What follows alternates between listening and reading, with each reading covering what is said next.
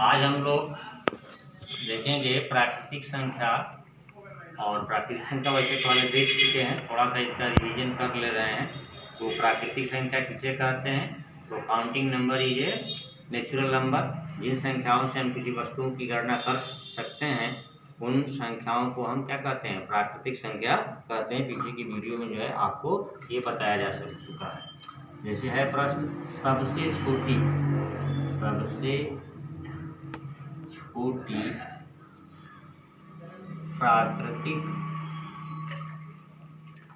संख्या क्या है?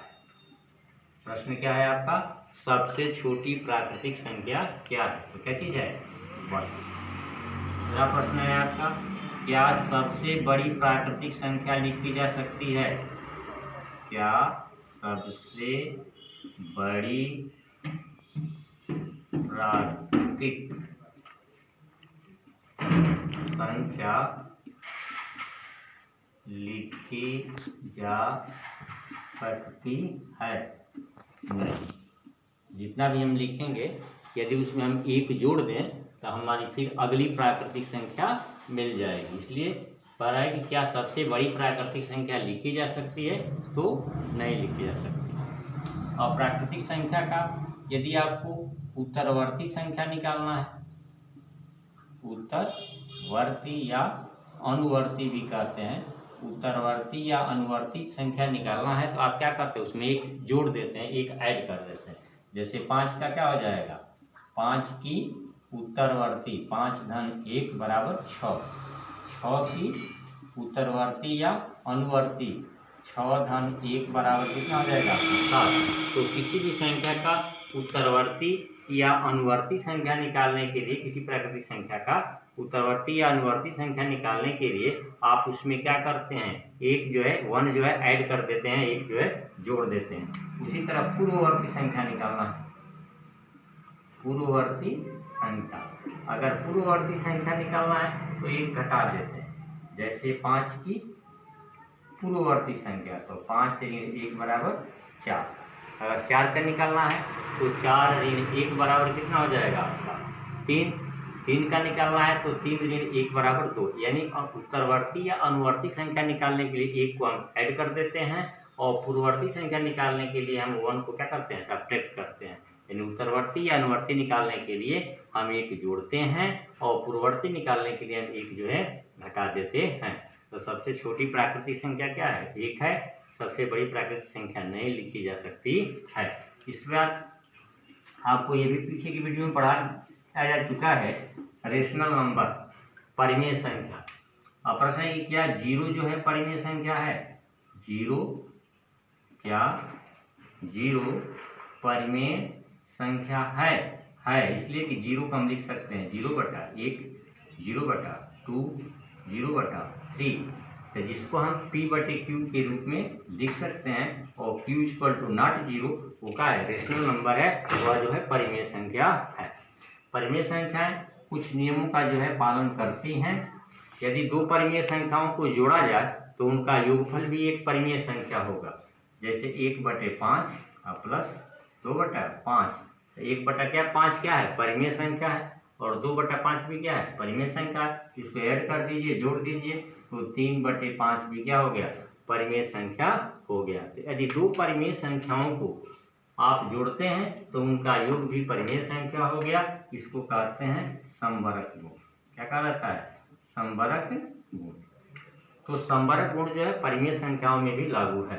अब क्रम विनिमय नियम, जैसे प्राकृतिक संख्याओं में था क्रम विनिमय नियम, यदि क्रम हम परिवर्तन करके जोड़ें तो भी उसके योगफल पर कोई फर्क नहीं पड़ता, सेम टू सेम आता है। जैसे 1/5 प्लस 2/5 बराबर 2/5 प्लस 1/5।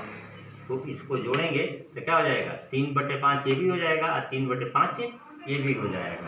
तो जो परिमेय संख्याएं हैं इसमें क्रम विनिमय नियम भी क्या चीज़ है? लागू है। इसी तरह इसमें साहचर्य नियम भी लागू है।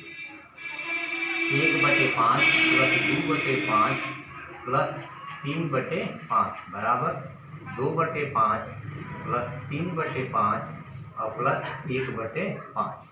यदि इसका विभिन्न जुगल बनाकर जोड़ा जाए तो इसके योगफल पर कोई प्रभाव नहीं पड़ता। इसे यहाँ 1/2, 1/5 और 2/5 का बना दिया जाए, यहाँ 2/5 और 3/5 का बना दिया जाए। यहाँ जोड़ेंगे तो 2 1 3, 3/5 और प्लस 3/5, यहाँ जोड़ेंगे 2 3 5, 5/5 और प्लस 1/5, यहाँ जोड़ेंगे 3 3 6, 6/5, यहाँ जोड़ेंगे 5 1 6, 6/5।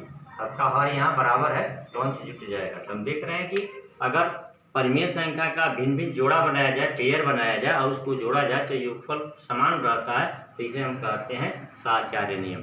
यानी परिमेय संख्याओं में संवरक गुण, क्रम विनिमय नियम और साहचर्य नियम ये सब जो है क्या होता है, लागू होता है। परिमेय संख्या भी आपको हम एक दिन बताए थे। अब आप देखिए आगे प्रश्न, यदि n क्रमागत संख्याओं का योग ज्ञात हो, यदि n क्रमागत संख्याओं का योग ज्ञात हो तो ठीक बीच वाली संख्या यदि ज्ञात करनी है और योग मालूम है तो योग बटा n कर देंगे तो ठीक बीच वाली संख्या मालूम है, लेकिन इसलिए शर्त है कि n का मान जो है 3 5 7 यानी विषम संख्या होनी चाहिए। कोई n का मान जो है विषम ही होना चाहिए, सम रहेगा तो इस सूत्र जो है नहीं लग पाएगा।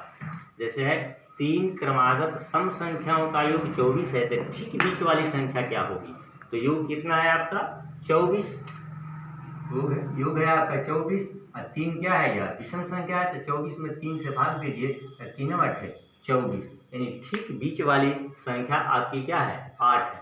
और नहीं तो ऐसे लगा कर देख लीजिए आप, जैसे आप थोड़ा सा समझ लीजिए 1 2 3 4 5 6 7 8 9 10, तो यहाँ पर एक विषम 3 विषम 5 है विषम 7 है विषम 9 है विषम। इसी तरह 2 के बाद 4 सम, 4 के बाद 6 सम, 6 के बाद 8, 8 के बाद 10। तो हम देख रहे हैं कि हर एक विषम संख्या 2 ऐड करने पर मिल रही है। 2 को जब यहाँ जोड़ा जा रहा है 1 2 3, 3 2 5, 5 2 7, 7 2 9, हर एक विषम संख्या जो है 2 जोड़ने पर प्राप्त होती है। उसी तरह हर एक सम संख्या 2 2 4, 4 2 6, 6 2 8, 8 2 10, प्रत्येक सम संख्या जो है 2 ऐड करने पर 2 जो है जोड़ने पर प्राप्त होती है। तो प्रश्न यह है कि 3 क्रमागत सम संख्याओं का योग यदि 24 है तो ठीक बीच वाली सम संख्या जो है क्या होगी। तो मान लिया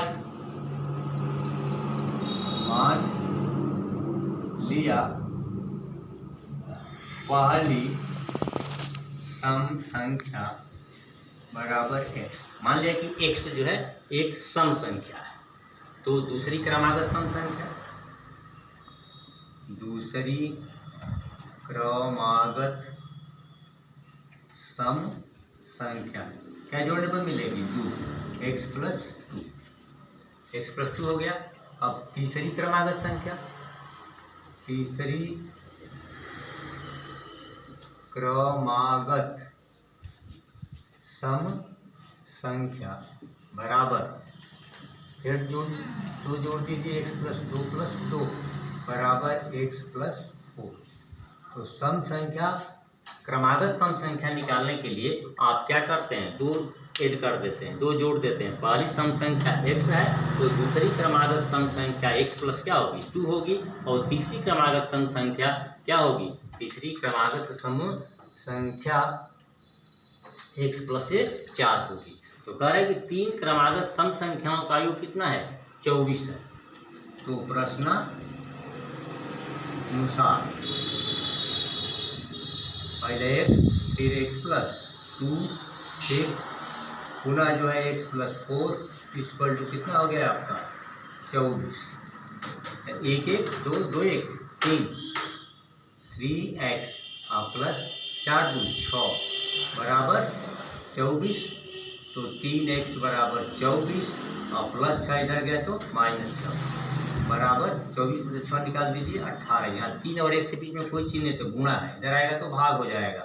तो x बराबर 18/3, 3 छक 18। तो पहली क्रमागत संख्या कितनी है आपकी, पहली सम संख्या जो है x है, तो पहली हो गई, पहला आपका है ऐसे x है, इसके बाद दूसरी x प्लस 2 है, तीसरी x प्लस 4 है तो यह x के स्थान पर 6 हो गया, यहाँ 6 प्लस 2 हो गया, यहाँ 6 प्लस कितना हो गया 4 हो गया, तो 6 6 2 8 और 6 4 10। तो हम देख रहे हैं कि पहली सम संख्या 6 हो गई, दूसरी 8 हो गई और तीसरी 10 होती है। बीच वाला कौन है 8, बीच वाला क्या है 8 है। यही पूछा जा रहा है कि 3 क्रमागत सम संख्याओं का योग 24 है, तो ठीक बीच वाली सम संख्या क्या है? ठीक बीच वाली सम संख्या क्या है? आपने इससे निकाल दिया कि मान लिया कि पहली सम संख्या x है तो दूसरी क्रमागत सम संख्या x + 2 है, तो तीसरी क्रमागत सम संख्या जो है x + 4 है। तो तीनों को आपने ऐड कर दिया तो कितना आ गया 24।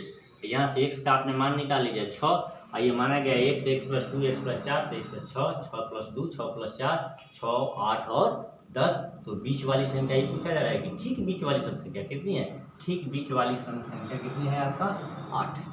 और ऐसे अगर सूत्र पर अप्लाई करते हैं तो सूत्र पर अप्लाई करते हैं तो कितना होता है योग बटा n, योग बटा n। तो योग कितना है आपका, योग दिया है आपका 24, n कितना है 3, तो आपका हो गया 24/3, तो 3 × 8 24, तो 8 हो गया। तो ठीक बीच वाली सम संख्या कितनी हो गई 8 हो गई।